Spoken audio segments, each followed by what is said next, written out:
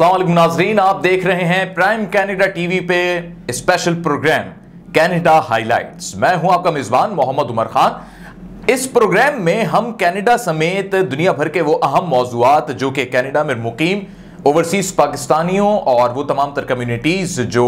उर्दू और हिंदी जुबान को समझ सकते हैं, उनके लिए हम वो खास मौजूआत पेश करेंगे जिससे वो ये जान सकेंगे कि कनाडा के इस वक्त वो कौन से अहम मामले हैं जिनका जानना उनके लिए बहुत जरूरी है, और ना सिर्फ उनके लिए बल्कि पूरी दुनिया में मौजूद तमाम लोगों को उससे आगाही जरूरी है।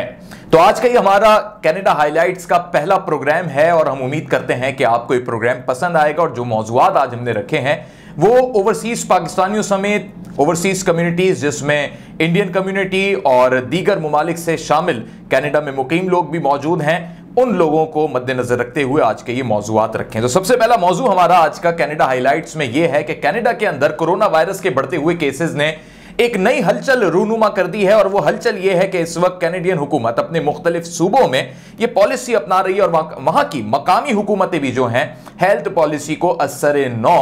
जायजा लेने के बाद मजीद उसे मुरत्तब कर रही हैं, क्योंकि मौसम सरमा का आगाज हो चुका है, बर्फ का भी आगाज हो चुका है। कनाडा की मुख्तलिफ रियासतों में जो है अब सर्दी की शिद्दत मजीद बढ़ती चली जाएगी। और इसी ड्यूरेशन में हमने ये देखा कि हैलोवीन का त्यौहार जो कि एक बड़ा ही खास नौयत का त्यौहार है और इसे बहुत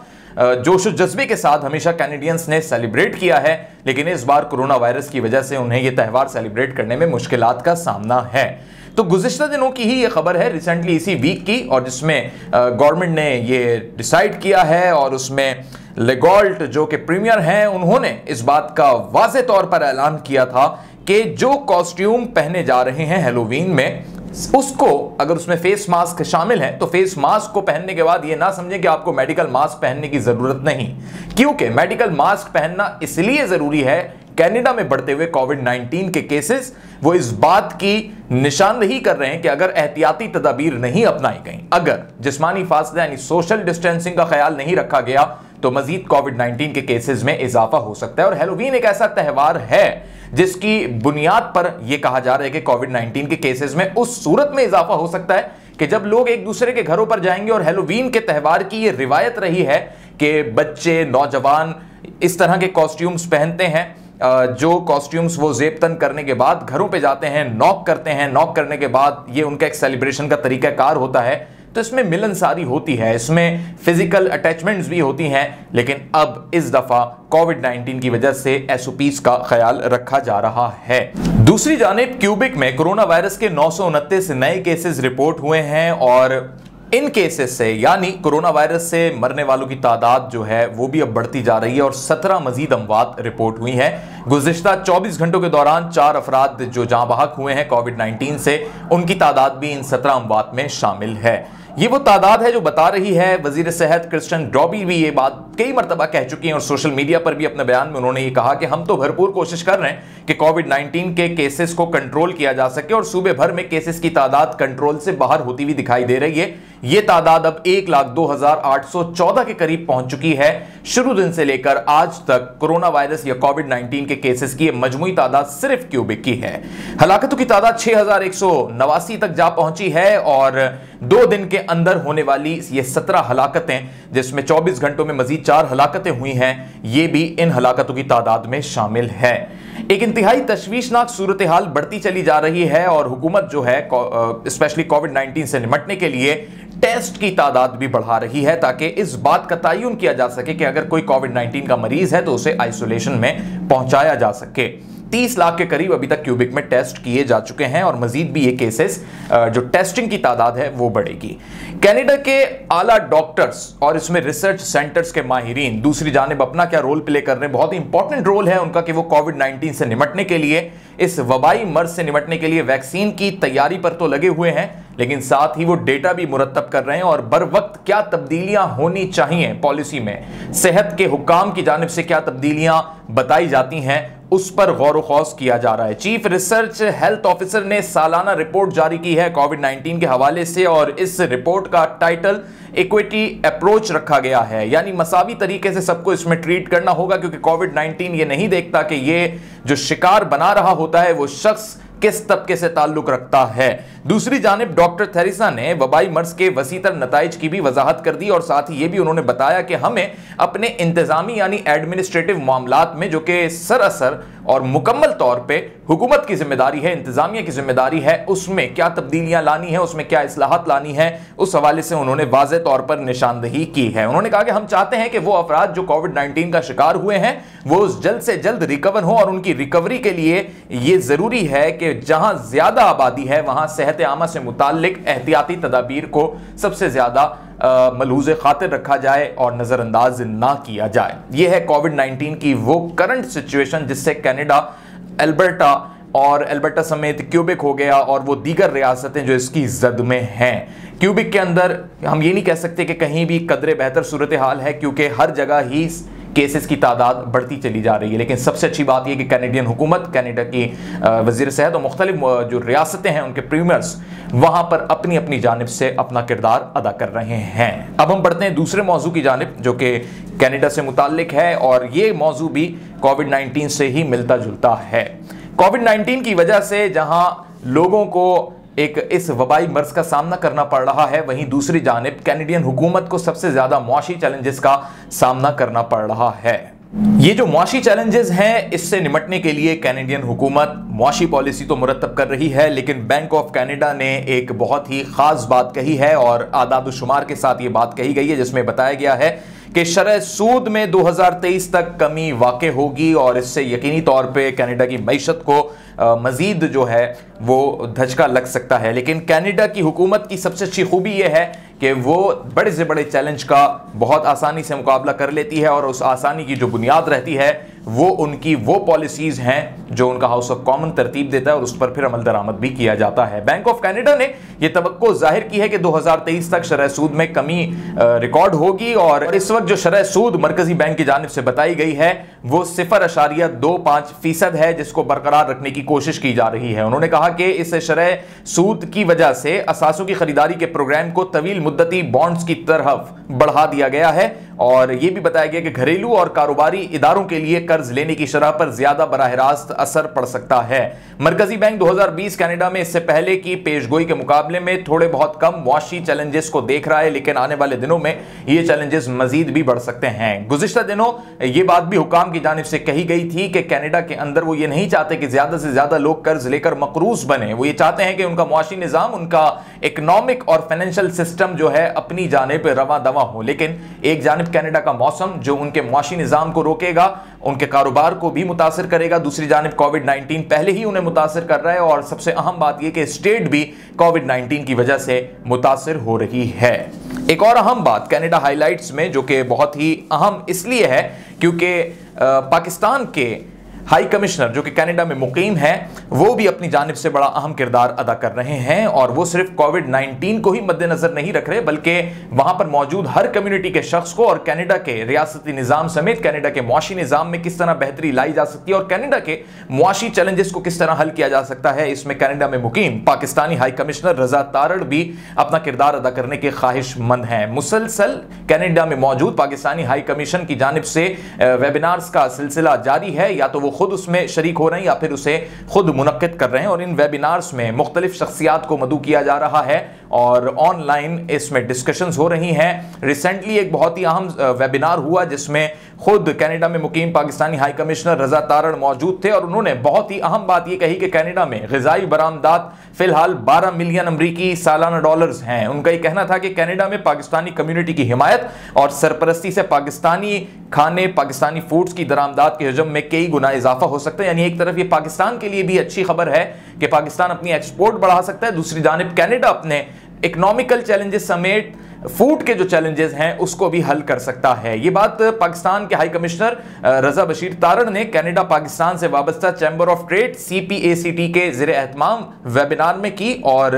ये CPACT की चेयरपर्सन उज़मा खान की जानिब से इस वेबिनार का इनेकाद किया गया था। उसमें उन्होंने बड़ी अहम बात ये कही कि 6200 छोटे कारोबारी यूनिट्स हैं जिसके अंदर कारोबार को बहुत ज़्यादा मुश्किलात का सामना है, और वो जो बुनियादी मुश्किलात हैं उसमें सबसे अहम चीज़ सैलरीज सैलरीज यानी मुलाजमीन की सैलरीज का इनेकाद करना, यानी उसका एहतमाम करना कि वक्त पर उनको सैलरी दी जा सके। दूसरी जानिब सब्सिडी वाले कर्जों की फराहमी जो है वो इसमें एक बेहतरी की नवीद बताई गई है, और इसमें उन्होंने ये भी कहा है कि मौजूदा कर्जों की फराहमी और सब्सिडी जैसे मुहर्रिक पैकेजेस अगर गवर्नमेंट अनाउंस करती है तो लोग अपने कारोबार को रवां दवा रखने में आसानी महसूस करेंगे। इस तरह लोगों में बेरोजगारी का भी खदशा कम हो जाएगा। एक जानिब उन्होंने ये भी बड़ी अहम बात कही है कनाडा में मुकीम पाकिस्तानी हाई कमिश्नर मिस्टर तारण ने कि ये जितने भी बिजनेस यूनिट्स हैं अगर उनका डेटा मुरतब किया जाए, और ये मशवरा उन्होंने पाकिस्तान और कनाडा से वाबस्ता चैम्बर ऑफ ट्रेड से अपनी तजवीज़ पेश करते हुए दिया कि अगर उनका डेटा मुरतब कर लिया जाए इन बिजनेस यूनिट्स का तो हमें ये मालूम हो सकेगा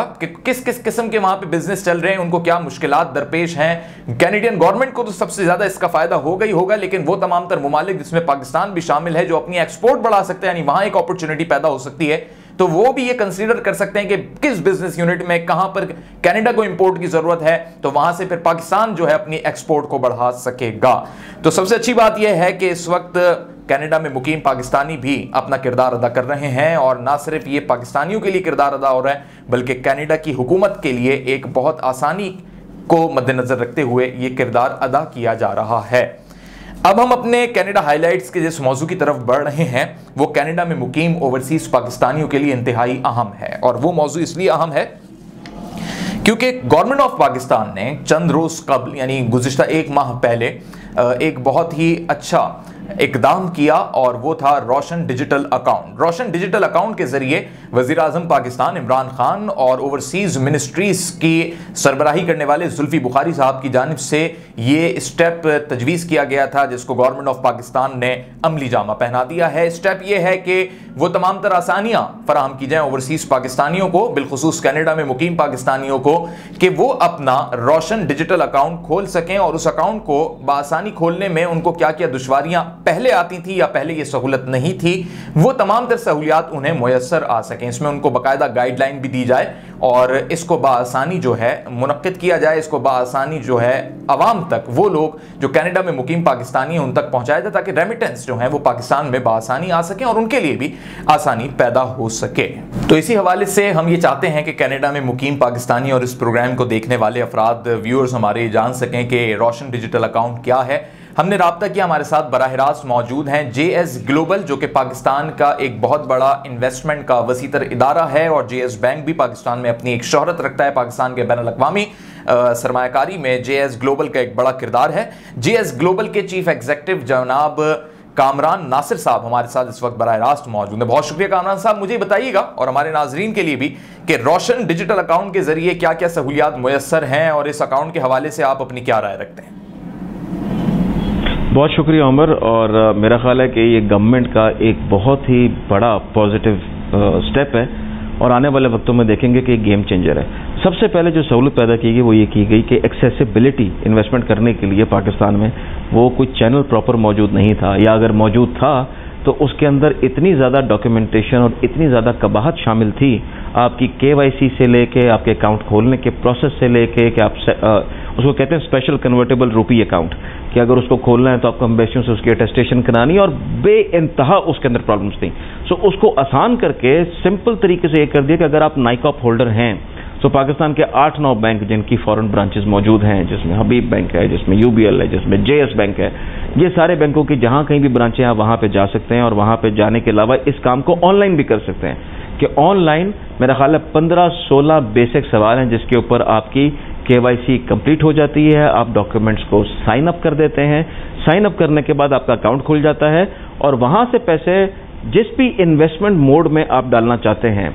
आपके उस अकाउंट पे CDC का एक फ्रेमवर्क खुलेगा, उसके अंदर आपके पास ऑप्शन होगी कि आपने नया पाकिस्तान में इन्वेस्टमेंट करनी है, आपने पाकिस्तान के टर्म फाइनेंस सर्टिफिकेट्स में इन्वेस्टमेंट करनी है, या आपने पाकिस्तान की स्टॉक एक्सचेंज में इन्वेस्टमेंट करनी है। So at a click of a button वहां से पैसे आपके ट्रांसफर होंगे, पाकिस्तान में आएंगे, और जिस वक्त आपने वो इन्वेस्टमेंट की तो यहाँ पे एक प्रॉपर कस्टोडियन के पास इन्वेस्टमेंट रिकॉर्ड होगी, इंतहाई सेफ है, और यहां से जब आप उसको बेचेंगे तो फौरी तौर पे वही पैसा उठ के आपके बाहर अकाउंट में, बैरूनी अकाउंट में चला जाएगा। अदरवाइज इस प्रोसेस के अंदर बेइंतहा टाइम लगता था, लोगों के सवालात होते थे कि मैं डॉलर भेजूंगा, डॉलर वापस कैसे आएंगे, उसका तरीका क्या होगा। तो ये सारा का सारा बिल्कुल ऐसे हो रहा होगा जैसे कि आपने यहां पे बैठे हुए पाकिस्तान में रहते हुए अपने अकाउंट से किसी भी चीज को ऑनलाइन जाके खरीदा, और आपके पैसे आपके अकाउंट से डेबिट हुए और वहाँ पे आपकी सरमायाकारी होगी और आपने बेचा तो वापस आपके अकाउंट में आ गए। So it is now universal. और पाकिस्तानीज, ओवरसीज पाकिस्तानी जो इस मुल्क का सरमाया है, जिनकी इतनी बड़ी तादाद है, सो पाकिस्तान स्टॉक एक्सचेंज आपको बेहतरीन रिटर्न्स ऑफर करता है। और पाकिस्तान के जो बॉन्ड्स हैं, नया पाकिस्तान सर्टिफिकेट है, ये वो रिटर्न्स हैं कि अगर आप डिप्रिसिएशन ऑफ करेंसी को भी देख लें, उससे भी कहीं ज़्यादा ल्यूक्रेटिव है। बराए मेहरबानी इनको यूज़ करें और मेरा ख्याल है एक ज़बरदस्त इन्वेस्टमेंट एवेन्यू से आप सबको फ़ायदा उठाना चाहिए। ठीक है जी, बहुत शुक्रिया कामरान नासिर साहब, आपने प्राइम कैनेडा टीवी को वक्त दिया और कैनेडा हाइलाइट्स के आप मेहमान बने और आपने जो बातें कही यकीनी तौर पे हमारे ओवरसीज पाकिस्तानीज और हमारे प्राइम कैनेडा के नाजरीन के लिए वो मुस्तफीद हैं।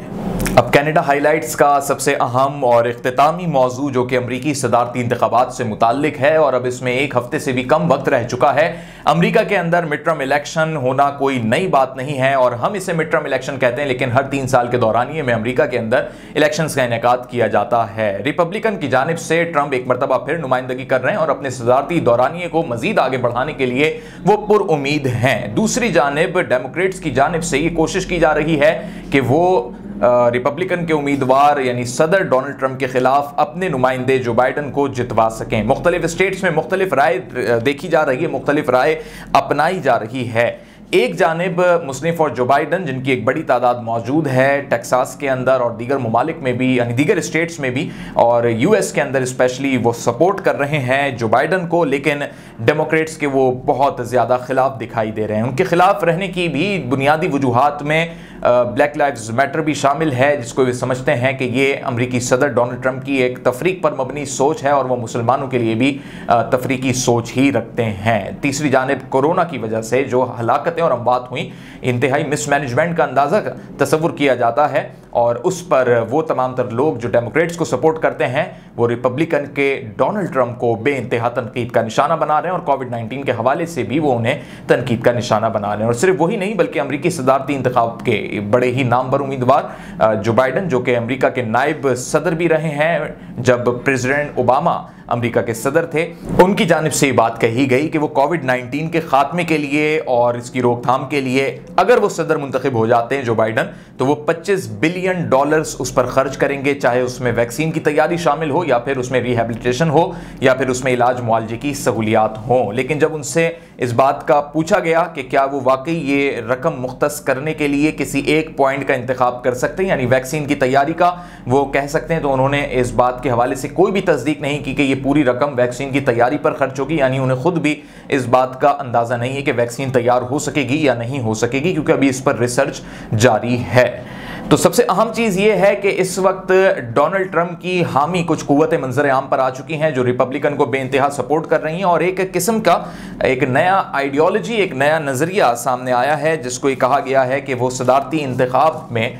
जो कि अमेरिकन प्रेसिडेंशियल इलेक्शन है उसमें डोनाल्ड ट्रंप की सपोर्ट में एक बड़े प्रोपेगेंडे के तौर पर तैयार किया गया है और उसे QAnon का नाम दिया गया है। QAnon क्या है आपको इस हवाले से बताते हैं। ये एक किस्म की थ्योरी है और ये थ्योरी कहाँ से पैदा हुई इसका तो इल्म नहीं हो सका, लेकिन ये ज़रूर मालूम हुआ है कि इस थ्योरी का सारा फ़ायदा डोनाल्ड ट्रंप को जा रहा है और इस थ्योरी के ज़रिए ये बताने की कोशिश की गई है कि पूरी दुनिया में शैतानी कुव्वतें एक इंतज़ाम चला रही हैं, एक बिज़नेस चला रही हैं और ये बिज़नेस वो अपने मनपसंद लोगों से करवा रही हैं। और ये जो मनपसंद लोग हैं, कहा गया कि ये बॉलीवुड की बड़ी बड़ी सेलिब्रिटीज़ हैं और दूसरी जानिब इसमें वो लोग भी शामिल हैं जो डेमोक्रेट्स के उम्मीदवार हैं, यानी वो सियासतदान हैं जिनका ताल्लुक डेमोक्रेट की पार्टी से है, यानी उनका ताल्लुक जो बाइडन की पार्टी से है। तो गोया इस रिपोर्ट से या इस नज़रिए से ये अंदाज़ा होता है कि ये डेमोक्रेट के खिलाफ रिपब्लिकन को सपोर्ट करने के लिए एक थ्योरी पेश की जा रही है जिसमें ये बताया जा रहा है कि जो बच्चे हैं उनके साथ सेक्स ट्रैफिकिंग का मामला है पूरी दुनिया में,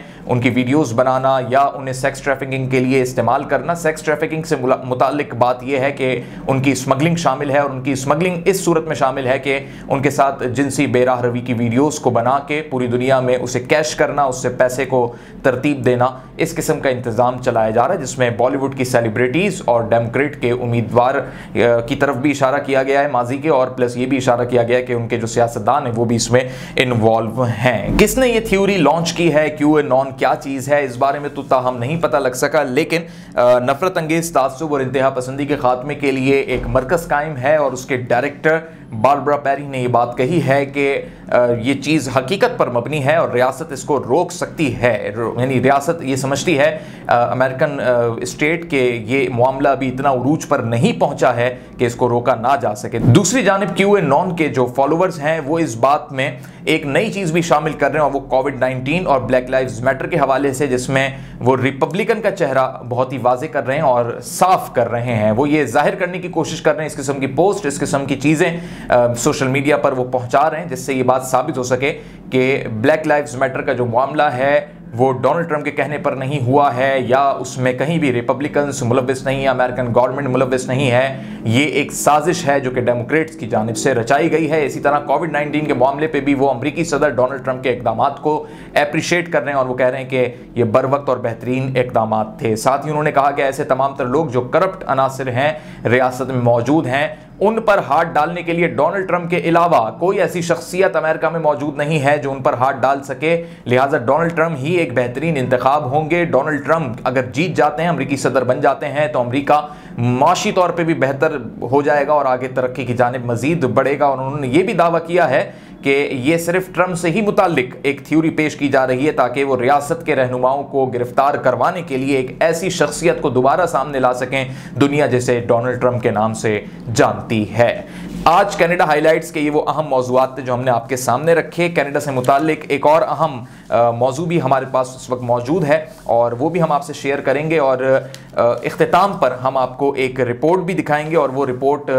इंतहाई अफसरदा रिपोर्ट है क्योंकि कनाडा की एक ऐसी शख्सियत जो कि इंतकाल कर गई हैं और कनाडा में उनका एक बड़ा मकाम है, लेकिन वो मैं आपको इख्तिताम पे बताऊंगा उससे कबल। अब अमेरिका में इलेक्शन 3 नवंबर को होने जा रहे हैं और इन इलेक्शंस के क्या नताइज होंगे, सबकी अपनी तवक्कुआत हैं। हमारे साथ इस वक्त इसी हवाले से गुफ्तगू करने के लिए टेक्सास अमेरिका की स्टेट से मौजूद हैं मुस्लिम फॉर जो बाइडन के लीडर हैं जनाब ताहिर जावेद साहब हमारे साथ मौजूद हैं। बहुत शुक्रिया ताहिर जावेद साहब। बुनियादी तौर पे सब जानते हैं कि आप रिपब्लिकन्स के खिलाफ हैं, डेमोक्रेट के आप हामी हैं, मुस्लिम फॉर जो बाइडन को आप लीड भी कर रहे हैं टेक्सास में, लेकिन मैं आपसे ये जानना चाहता हूं कि इन गुज़िश्ता 4 सालों में क्या कोई बेहतरी, कोई तब्दीली होते हुए आपने देखी है, और अगर होते हुए देखी है तो इस तब्दीली को आप किस तरीके से अपने लिए पॉलिटिकली पॉइंट स्कोरिंग में शामिल कर रहे हैं?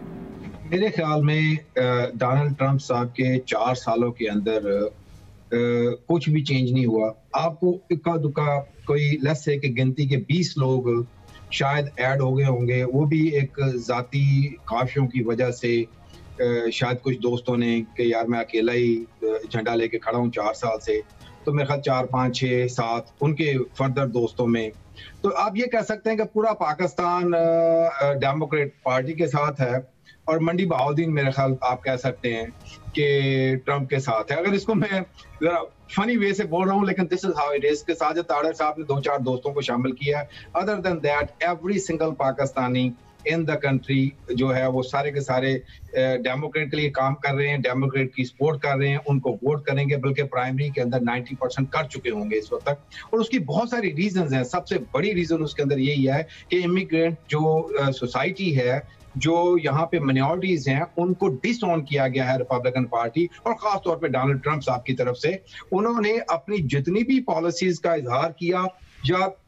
डिवाइड किया लोगों को, तो he is just a single handedly he is supporting just on one direction. और वो क्या है कि व्हाइट सुपरमेसी को हवा दे रहे हैं, उसको वो सपोर्ट कर रहे हैं। उससे हट के कोई भी minority regardless who, and we are the minority too in this country, उसके लिए उनके पास कोई एजेंडा नहीं है, कोई प्लान नहीं है, कोई फ्यूचर नहीं है, कोई कन्वर्सेशन नहीं है। इसलिए ही डिसऑन्ड अस and in return we are disowning him in this election, and you will see the difference. A big majority of Pakistani will go out and vote and make the great difference and will get the Joe Biden elected in the next election. बहुत शुक्रिया ताहिर जावेद साहब, आपने prime Canada TV को और Canada highlights को वक्त दिया और अपना तज्जिया आपने हमारे सामने रखा। मैं आपको ये बताना चाहूँगा कि कनाडा के अंदर फ़ौज में जिनसी बेराह रवी के कुछ वाक़यात गुज़िश्ता महीनों में और गुज़िश्ता सालों में सामने आए थे और कनाडा की फ़ौज जो कि एक बड़ी मुनज़्ज़म फ़ौज है, उन्होंने इस बदकारी और बदफेली के तमाम तर वाक़यात को रद्द करते हुए अपनी फ़ौज को एक आर्मी कल्चर की तरफ लेकर आ रहे हैं और उन्होंने एक फ़ौजी सकाफ़त को मुतारिफ करवाने का ऐलान किया है, जिसमें उन्होंने बुध के रोज़ 73 सफ़ात पर मुश्तमिल एक रिपोर्ट भी जारी की थी और उसको रिपोर्ट को बनाने में, उस रिपोर्ट को पेश करने में उनके एक retired chief of defence staff general Jonathan Vaughan का बड़ा किरदार है। और जनरल जोनाथन वॉन का ये कहना है कि फ़ौज में किसी भी लेवल का कोई शख्स हो, चाहे उसकी तवील सर्विस हो, शॉर्ट टर्म सर्विस हो, आया कि बस वो फ़ौज का मेंबर है, फ़ौज का रुकन है, तो उसको हम ये चाहते हैं कि उसमें फ़ौजी सकाफ़त मौजूद हो, ताकि फ़ौज के अंदर, कैनेडियन फ़ौज के अंदर जिनसी बेहरारवी, हम जिन्स परस्ती के वाक़यात रूनुमा ना हों और